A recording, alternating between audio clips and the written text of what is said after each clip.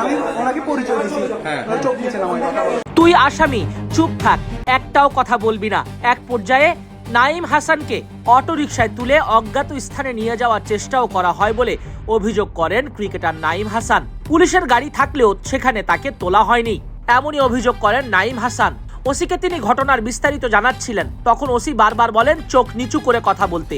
এর মধ্যেই একটি ফোন পেয়ে ওসি শান্ত হয়ে যান। নাঈম হাসান ঢাকা প্রিমিয়ার লিগের খেলা শেষ করে চট্টগ্রামে ফেরেন 10টা 20 মিনিটে, আর তখনই ঘটে ওই ন্যাক্কারজনক ঘটনা। নাঈম হাসান আজ জাতীয় ক্রিকেটার বলে এমন আলোচনা হচ্ছে, তবে সাধারণ মানুষের সঙ্গে যাতে আর এমন না হয় এখন থেকেই রাখা হোক সজাগ দৃষ্টি।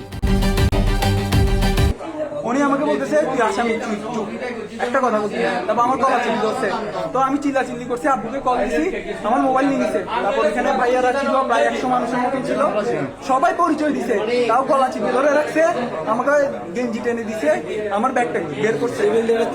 হ্যাঁ,